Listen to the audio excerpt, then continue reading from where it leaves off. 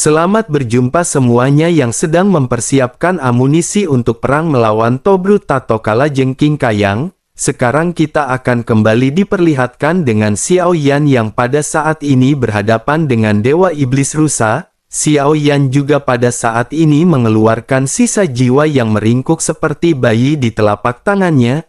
Ekspresi dari Dewa Iblis Rusa tiba-tiba berubah dan pupil matanya pada saat ini tiba-tiba menyusut. Sosoknya seolah teringat rasa sakit yang dirinya rasakan ketika Xiao Yan mengambil tubuhnya. Dewa Iblis Rusa pun menggertakkan giginya dan berkata bahwa Xiao Yan benar-benar mencari kematian. Dewa Iblis Rusa pun tiba-tiba mengepalkan tinjunya dan melangkah ke dalam kehampaan sebelum akhirnya melesat ke arah Xiao Yan. Dewa Iblis Rusa melonjak dalam kemarahan tetapi tidak banyak sumber fluktuasi energi di tubuhnya. Sosoknya seperti klon dewa asli dengan tubuh fisik yang kuat. Sementara itu di sisi lain klon dewa asli pada saat ini segera melesatkan tinjunya yang langsung berhadapan dengan tinju dari Dewa Iblis Rusa. Xiao Yan pada saat ini sama sekali tidak berniat untuk menahan diri di dalam pukulan ini. Tanda bintang muncul di antara alis klon dewa asli dan tinju keduanya seketika bergetar. Ada keterkejutan di matanya ketika dirinya melihat ke arah tanda bintang yang berkedip. Dewa Iblis Rusa pun seketika tanpa sadar bergumam bahwa ini sepertinya adalah dewa asli bintang 1. Sosoknya pada saat ini menjadi semakin marah dan berteriak bahwa tubuh ini adalah miliknya dan Xiao Yan harus mengembalikannya. Setelah meraung dirinya kembali menyerang ke arah klon dewa asli dengan banyak tinju yang melesat seperti hujan. Xiao Yan pada saat ini menyipitkan matanya dan berpikir bahwa meskipun kekuatan fisik dari Dewa Iblis Rusa ini sangat kuat, tetapi masih ada celah yang besar jika dibandingkan dengan klon dewa asli milik Xiao Yan. Banyak benturan pada saat ini segera terjadi dengan kedua belah pihak yang benar-benar melakukan pertempuran sengit. Ini adalah kompetisi kekuatan fisik dan setelah beberapa saat pertukaran tubuh dari Dewa Iblis Rusa pada saat ini memiliki banyak bekas tinju yang penyok. Meskipun tinjunya juga mengenai klon dewa asli sepertinya dirinya tidak menimbulkan banyak kerusakan yang berarti. Kedua belah pihak masih bertabrakan satu sama lain dan di benturan terakhir segera suara retakan patah tulang terdengar dari tinju Dewa Iblis Rusa. Tinjunya benar-benar kehilangan kekuatannya sebelum akhirnya tinju Xiao Yan segera terjatuh dengan keras ke dadanya. Tubuh Dewa Iblis Rusa seketika terpental dan sosoknya memuntahkan setekuk besar darah. Dewa Iblis Rusa bergumam di dalam hatinya bahwa ini benar-benar sungguh sangat sial. Dirinya tidak menyangka bahwa ternyata sosoknya telah dipromosikan menjadi dewa asli bintang 1. Dewa Iblis Rusa sepertinya bukanlah tandingannya dan sungguh sangat disayangkan bahwa Dewa asli bintang 5 tidak bisa mengambil alih. Ekspresi dari Dewa Iblis Rusa pada saat ini terlihat sangat jelek dan sosoknya seketika memutuskan berbalik. Sosoknya melangkah ke dalam kehampaan dan melesat dengan kecepatan yang cepat berniat untuk melarikan diri. Mata Xiao Yan tiba-tiba memadat sebelum akhirnya bertanya apakah Dewa Iblis Rusa mau melarikan diri. Sesaat setelah itu mata Xiao Yan tiba-tiba menatap ke arah katak ajaib di sampingnya. Katak ini telah kehilangan tuannya dan Xiao Yan pada saat ini dengan dingin mulai berbicara. Xiao Yan berkata agar katak iblis pada saat ini menyerah kepada Xiao Yan jika dirinya ingin bertahan hidup. Katak iblis pada saat ini benar-benar terkejut mendengar apa yang dikatakan oleh Xiao Yan. Namun sosoknya mengetahui kekuatan Xiao Yan dan pada saat ini tidak bisa melawan. Xiao Yan pun segera melesat dan segera naik di atas kepala dari katak iblis. Xiao Yan pada saat ini juga memerintahkan kelinci Bing Yun dan Wu Zhan untuk tetap di sini. Namun kelinci Bing Yun pada saat ini tampaknya tidak ingin mengikuti perkataan Xiao Yan. Melihat Xiao Yan yang menghilang sosoknya pada saat ini seketika melesat mengejar Xiao Yan. Wu Zhan juga pada saat ini hanya bisa tersenyum pahit dan tidak memiliki pilih selain mengikuti kelinci Bing Yun. Sementara itu di sepanjang jalan pada saat ini dua lesatan cahaya terlihat saling mengejar. Dewa Iblis Rusa pada saat ini benar-benar tidak menyangka bahwa Xiao Yan akan mengendalikan katak iblis untuk mengejarnya. Dengan kecepatan katak iblis seharusnya Xiao Yan akan bisa mengejar Dewa Iblis Rusa dengan cepat. Tetapi pada saat-saat ini Xiao Yan benar-benar menjaga jarak sekitar 100 meter dari dirinya. Dewa Iblis Rusa segera menyadari tampaknya Xiao Yan pada saat ini sedang merencanakan sesuatu.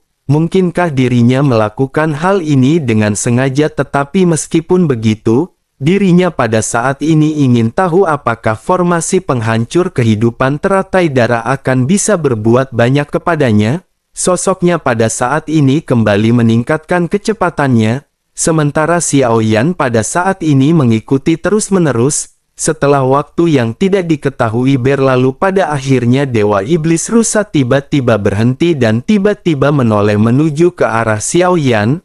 Ada ledekan di wajahnya ketika dirinya berkata karena Xiao Yan bersikeras untuk mencari kematian, maka dirinya pada saat ini akan menyelesaikan balas dendam ini. Kali ini, Xiao Yan pada saat ini sedikit mengerutkan kening setelah berhenti, dan hal yang pertama yang menarik perhatian Xiao Yan adalah sosok besar yang mengambang di kabut tebal. Xiao Yan merasa kulit kepalanya mati rasa dan pupil mata Xiao Yan tiba-tiba menyusut. Xiao Yan pada saat ini melihat sosok setinggi sekitar 100 meter mengambang di kehampaan.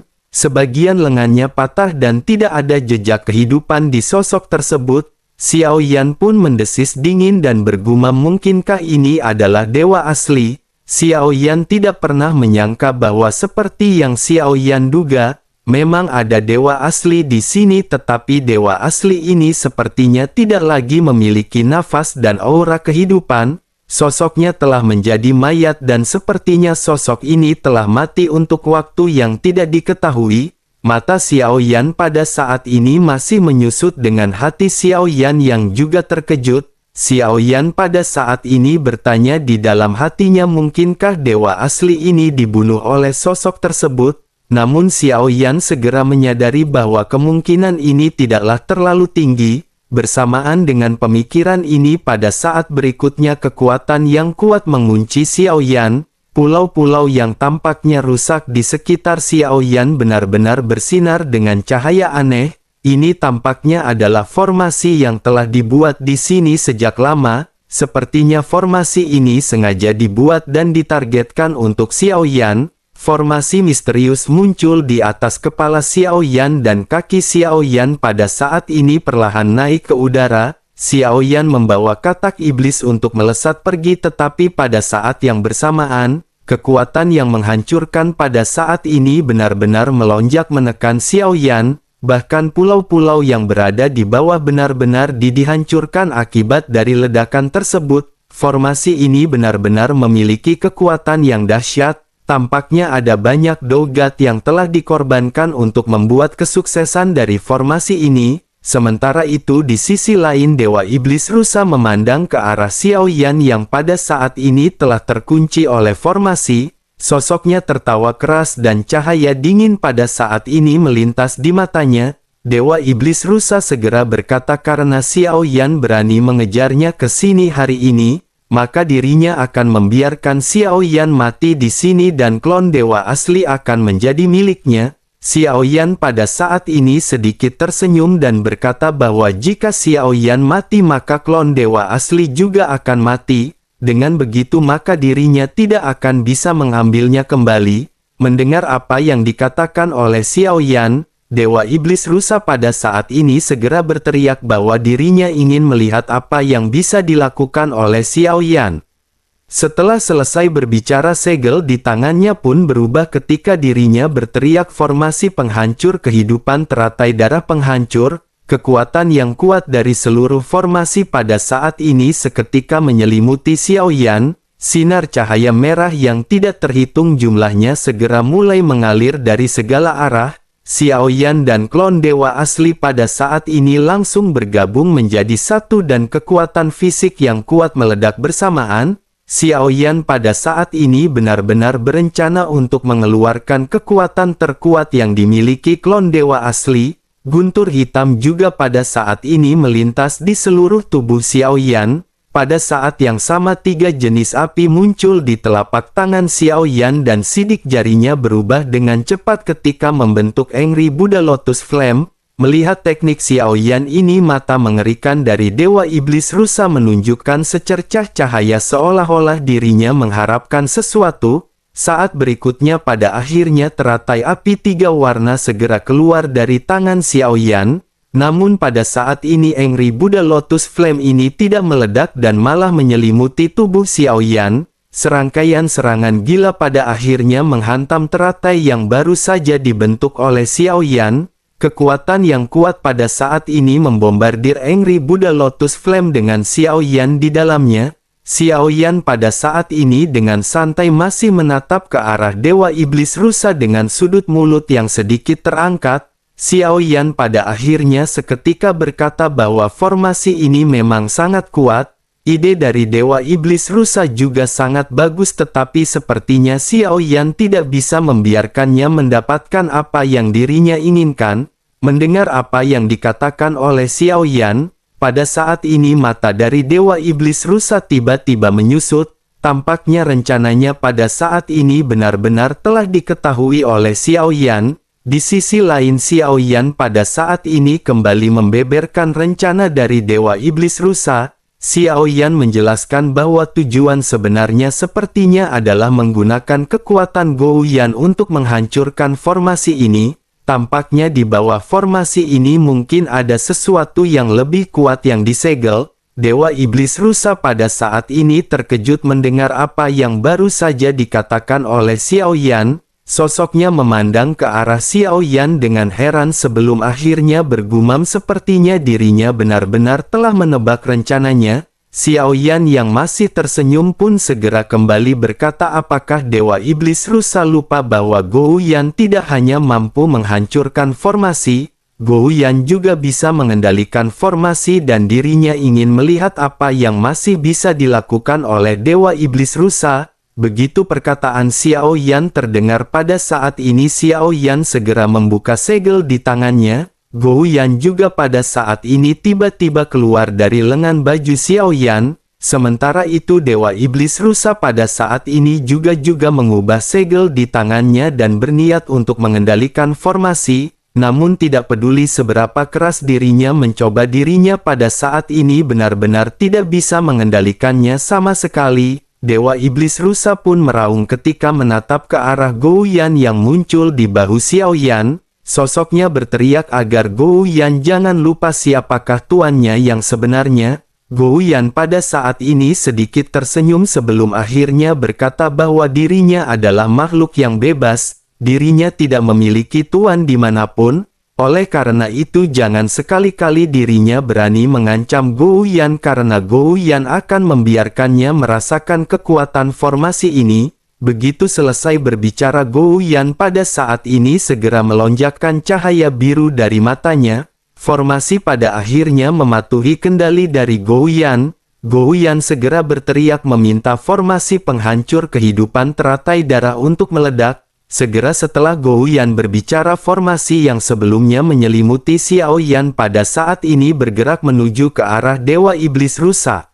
Sinar cahaya merah yang mengandung kekuatan penghancur pada saat ini benar-benar meraung ke arahnya. Saat berikutnya jeritan melengking Dewa Iblis Rusa pun terdengar dari kedalaman formasi teratai darah. Seluruh tubuhnya pada saat ini tertusuk dan daging serta darah berterbangan kemana-mana. Sementara itu Xiao Yan pada saat ini menyipitkan matanya melihat Dewa Iblis Rusa yang berlumuran darah. Sebuah firasat buruk pada saat ini melekat di hati Xiao Yan ketika melihat senyuman di sudut mulut Dewa Iblis Rusa. Xiao Yan pada akhirnya bergumam sepertinya Xiao Yan telah terjatuh ke dalam jebakan. Sementara itu di pusat benturan pada saat ini seluruh formasi pada akhirnya benar-benar hancur. Retakan di seluruh teratai darah menyebar dengan cepat. Xiao Yan pada saat ini menyipitkan matanya karena dapat terlihat dengan jelas bahwa Dewa Iblis Rusa barusan dengan sengaja membuat kesal Gouyan. Dirinya benar-benar memikat Gouyan untuk mengambil tindakan dan menyerang ke arahnya. Begitu formasi ini meledak, Dewa Iblis Rusa pada akhirnya segera meledakkan dirinya sendiri. Dua benturan yang sangat kuat pada saat ini benar-benar memicu gelombang yang sangat dahsyat.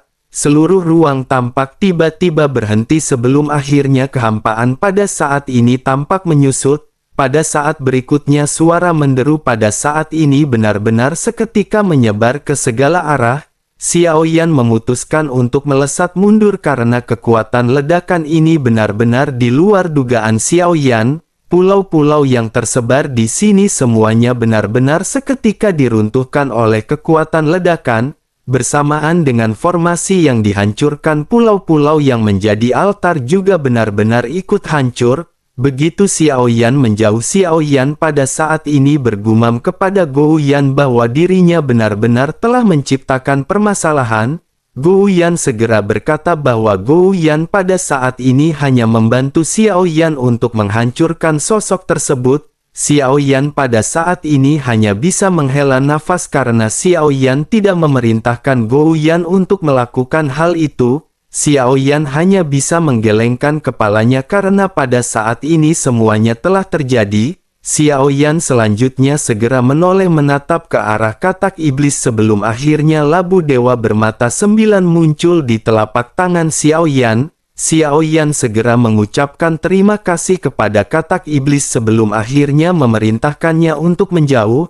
Katak iblis tertegun sejenak sebelum akhirnya melesat ke kejauhan dan menunggu Xiao Yan. Sementara itu pada saat ini aliran asap hijau seketika terbang keluar dari labu dewa bermata 9.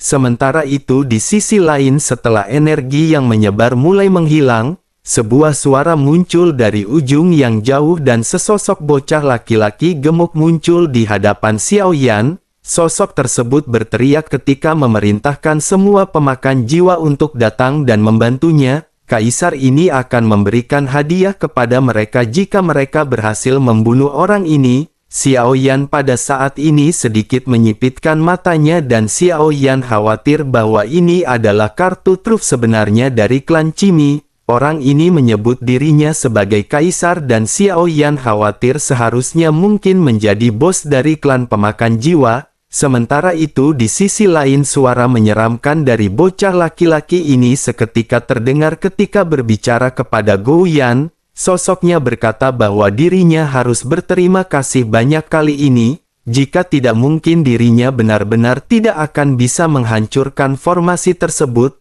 Gou Yan pada saat ini merasa ketakutan sebelum akhirnya sosoknya segera kembali masuk ke dalam lengan baju Xiao Yan. Sementara itu Xiao Yan pada saat ini benar-benar merasakan adanya penindasan dari sosok tersebut. Penindasan semacam ini belum pernah dialami oleh Xiao Yan bahkan ketika berhadapan dengan musuh terkuat. Bersamaan dengan hal tersebut pada saat ini Xiao Yan mendengar adanya suara derap langkah dari kabut tebal. Segera Xiao Yan melihat lebih dari belasan sosok muncul mengelilingi Xiao Yan. Sosok-sosok ini tidak memiliki pupil di matanya dan jika dilihat dari auranya setidaknya ada 5 kaisar jiwa dan belasan raja jiwa. Rupanya yang membedakan mereka adalah bahwa kaisar jiwa memiliki jutaan jiwa di dalam tubuhnya, sementara itu raja jiwa hanya memiliki 100,000 jiwa di dalam tubuhnya. Pada saat ini mereka semua setengah berlutut ke arah bocah laki-laki tersebut dengan penuh hormat. Sesaat kemudian suara bocah laki-laki itu pun keluar ketika memerintahkan semua pemakan jiwa untuk membunuh Xiao Yan. Lebih dari belasan sosok pada saat ini bergegas kembali melesat dan benar-benar mengepung Xiao Yan. Xiao Yan pada saat ini hanya terdiam karena Xiao Yan merasa bahwa hal ini benar-benar menarik. Dua kekuatan yang benar-benar sangat kuat pada saat ini benar-benar berhadapan dengan Xiao Yan. Klan pemakan jiwa ini aneh karena dirinya menggunakan jiwa untuk melakukan serangan, sementara itu dewa asli pandai dalam tubuh fisik ketika dirinya melakukan serangan. Keduanya pada saat ini tampaknya benar-benar bekerja sama untuk menghancurkan Xiao Yan. Begitu memikirkan mengenai klon ini Xiao Yan segera teringat perkataan Lei Ji sebelumnya. Xiao Yan dapat memiliki 9 klon dan Xiao Yan pada saat ini segera menghitung klon yang dimiliki oleh Xiao Yan. leluhur dari klon iblis keabadian pada saat ini benar-benar telah diambang kematian, oleh karena itu sosoknya pada saat ini tidak bisa lagi dijadikan klon oleh Xiao Yan, sementara untuk Kui Jun Xiao Yan pada saat ini masih belum membawanya pergi dari tempatnya. Xiao Yan pada saat ini masih membutuhkannya untuk mencari informasi. Xiao Yan sesungguhnya bisa menggerakkannya kapan saja, tetapi Xiao Yan masih belum berniat melakukan hal tersebut. Dengan begitu maka dapat dikatakan Kui Jun juga merupakan klon-klon milik Xiao Yan. Pada saat ini ada klon dewa asli yang telah banyak membantu Xiao Yan selama pertempuran. Namun nyatanya Xiao Yan sesungguhnya memiliki klon lain lagi yang belum pernah muncul. Klon ini berada di cincin penyimpanan luar angkasa milik Xiao Yan. Dirinya berada di ruang independen di dalam perut bayangan hitam di dalam kantung darah seperti embrio. Xiao Yan juga merasakan bahwa dirinya tampaknya telah berkembang seiring dengan berjalannya waktu. Jika Xiao Yan ingin menghidupkannya kembali maka Xiao Yan akan bisa melakukannya kapan saja. Klon ini adalah klon yang berasal dari dunia Taixu. Oleh karena itu klon ini disebut dengan klon Taixu. Secara keseluruhan Xiao Yan pada saat ini telah memiliki 3 klon dan Xiao Yan menatap tajam ke arah bocah laki-laki di hadapannya. Mata Xiao Yan pada akhirnya tampak berbinar dan Xiao Yan berniat untuk menjadikannya klon milik Xiao Yan. Xiao Yan pun segera berkata sepertinya ada kemungkinan bagi Xiao Yan untuk bisa mengambil tubuhnya.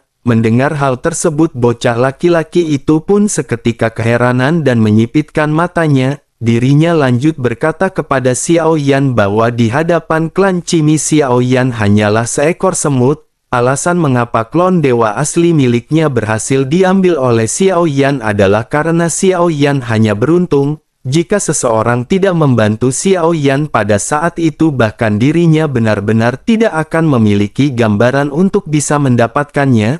Sebaiknya Xiao Yan pada saat ini berhenti berbicara omong kosong karena Xiao Yan akan segera mati. Begitu selesai berbicara sosoknya segera memerintahkan para pelahap jiwa untuk menghabisi Xiao Yan. Begitu perkataan ini terjatuh belasan sosok pada akhirnya memandang ke arah Xiao Yan dengan tajam. Xiao Yan telah merasakan kekuatan dari 2 jenis makhluk ini dan Xiao Yan merasa bahwa mereka benar-benar cukup tangguh. Oleh karena itu Xiao Yan pada saat ini benar-benar tidak boleh lengah di dalam pertempuran. Pada akhirnya sosok-sosok ini tanpa banyak penundaan lagi segera menyerang ke arah Xiao Yan satu demi satu. Hal yang kuat mengenai klan pemakan jiwa ini bukanlah dirinya sendiri melainkan sejumlah besar jiwa yang berada di dalam tubuhnya. Pada saat ini beberapa jiwa emas juga terbang keluar dari tubuh 5 kaisar jiwa. Namun bersamaan dengan hal tersebut cahaya dingin segera datang dari kehampaan di kejauhan, terdengar bunyi gedebuk dan salah satu kaisar jiwa seketika terguncang, seteguk besar darah segera muncrat dari mulutnya dengan tubuh sosok tersebut yang terlempar mundur. Jika diperhatikan lebih dekat di antara alisnya terlihat ada sebuah lubang berdarah yang muncul, sesaat kemudian banyak benturan pada saat ini segera terjadi. 4 suara berturut-turut bergema dan 4 kaisar jiwa lainnya pada saat ini tertembak mundur.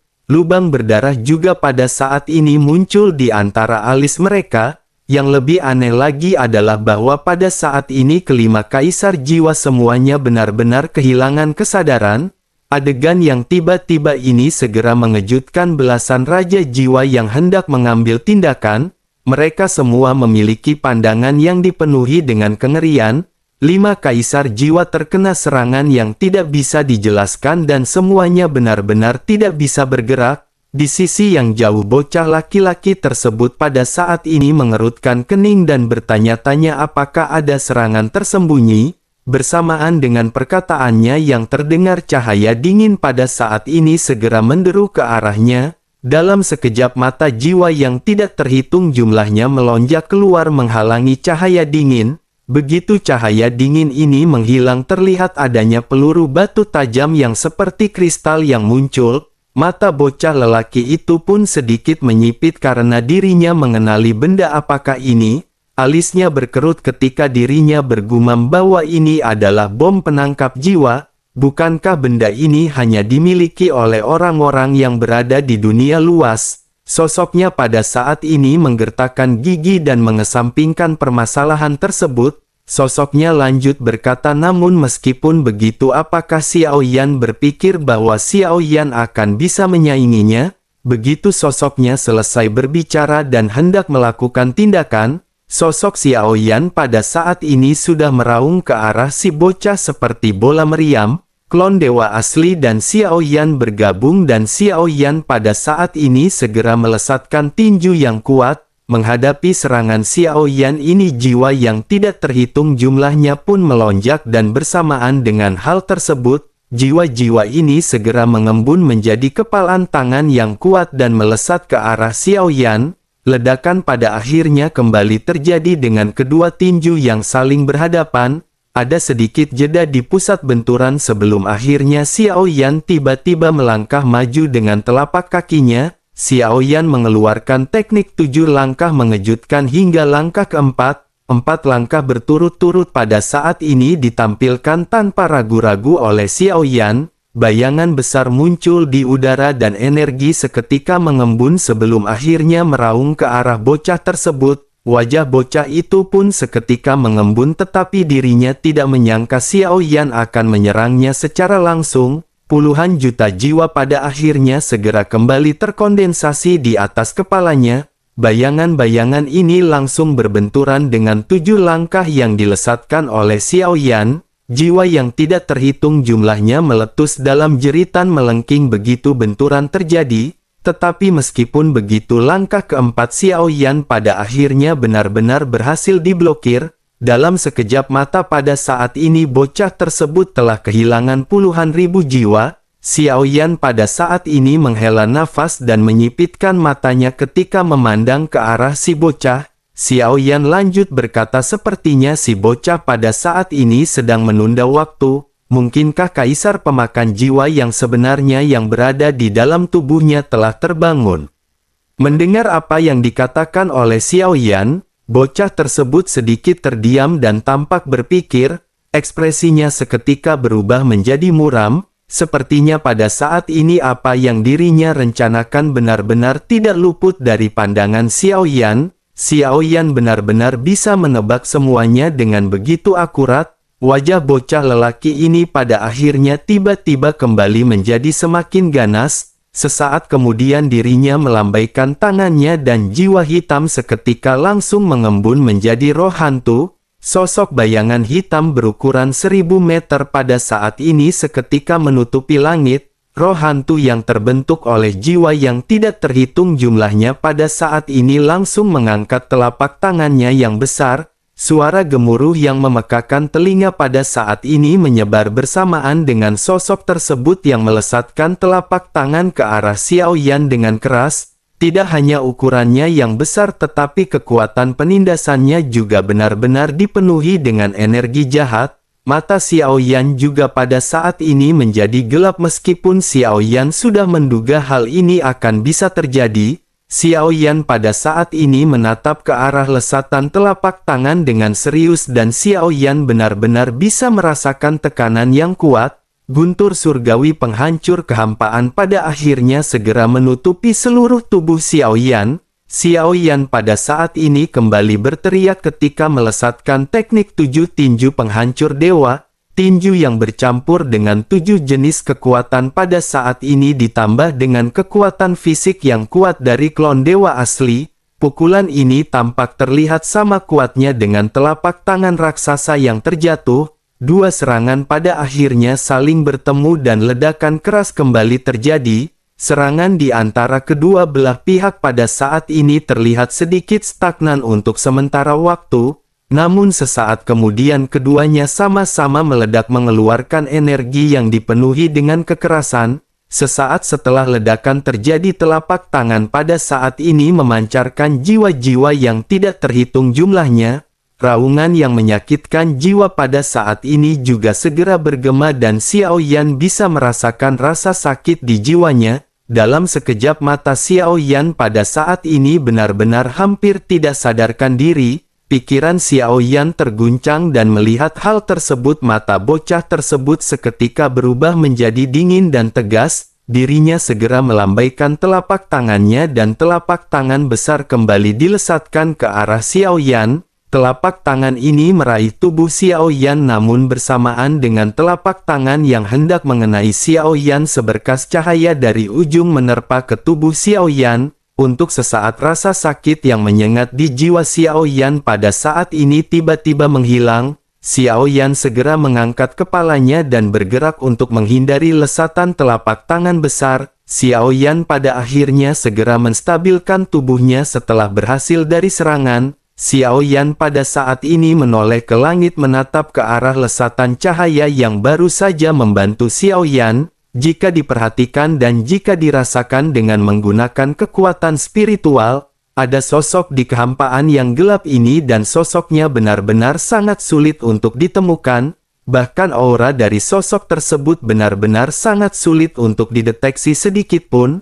Sosok kurus ini bersembunyi di dalam kehampaan dengan memegang senjata yang tampak aneh. Di antara jari-jarinya yang ramping ada peluru batu yang memancarkan berbagai cahaya. 5 kaisar jiwa sebelumnya jelas telah terkena peluru batu yang berada di tangannya. Sosok ini adalah sosok yang telah keluar setelah seberkas asap hijau tersapu dari labu dewa bermata 9 sebelumnya. Sosok ini tidak lain dan tidak bukan adalah sosok kelima yang muncul setelah Xiao Yan menelan ratusan ribu jiwa dan ini adalah gadis bayangan. Kemampuannya cukup berbeda jika dibandingkan dengan 4 sosok yang berada di labu dewa bermata 9 sebelumnya. Dirinya tidak bisa langsung membantu Xiao Yan yang di dalam pertempuran tetapi dirinya bisa secara diam-diam meluncurkan peluru batu yang kuat. Senjata dari sosok ini juga merupakan senjata yang dibuat oleh teknologi stik kuno. Namun senjata semacam ini hanya ada ketika teknologi Styx kuno pada saat itu mencapai puncaknya. Senjata ini benar-benar telah lama menghilang dan jumlahnya sangat sedikit di dunia ini. Terlebih lagi meskipun seseorang memiliki bahan untuk membuat senjata tersebut, ada sangat sedikit orang yang mengetahui metode untuk membuatnya. Terlebih lagi yang paling ciamik lagi adalah bahwa selain bisa menyerang musuh, senjata ini juga bisa membantu rekan-rekannya yang terkena kekuatan spiritual. Itulah yang dirinya lakukan pada saat Xiao Yan sebelumnya ketika dirinya mengeluarkan peluru kebangkitan jiwa. Tetapi meskipun kemampuan ini begitu kuat, persiapan dari gadis bayangan membutuhkan waktu yang lama. Dengan begitu maka dirinya harus bersembunyi dan menyerang musuh di dalam kegelapan. Jika pertarungannya kritis dan menegangkan maka kemampuan dari gadis bayangan mungkin akan memainkan peranan yang menentukan. Xiao Yan juga pada saat ini menghela nafas dan benar-benar merasa bersyukur atas kemunculan dari gadis bayangan. Jika bukan karena bantuan peluru spiritual miliknya, Xiao Yan khawatir meskipun Xiao Yan tidak akan mati dan meskipun tubuh fisik klon dewa asli kuat, namun Xiao Yan benar-benar masih akan terluka baik tubuh maupun jiwanya. Xiao Yan pun kembali menyipitkan matanya ketika Xiao Yan menatap ke arah bocah laki-laki di kejauhan. Bagaimanapun dirinya memiliki puluhan juta jiwa dan tidak ada keraguan tentang kekuatannya. Tetapi meskipun begitu Xiao Yan pada saat ini menyadari meskipun sosok ini kuat dan memiliki jutaan jiwa, namun kekuatan yang dirinya gunakan pada saat ini tampak sangat terbatas. Jika dilihat dari mata bocah lelaki ini tampaknya ada 2 jiwa di dalam tubuhnya yang sedang berjuang untuk mengendalikan tubuhnya. Oleh karena itu jika Xiao Yan ingin mengalahkannya maka sekaranglah satu-satunya kesempatan Xiao Yan. Xiao Yan pun melangkah maju dan Xiao Yan segera mengeluarkan teknik 10,000 domain Dewa Api. Di bawah peningkatan 10 api iblis Xiao Yan awalnya memiliki 60 juta fondasi Origin Ki.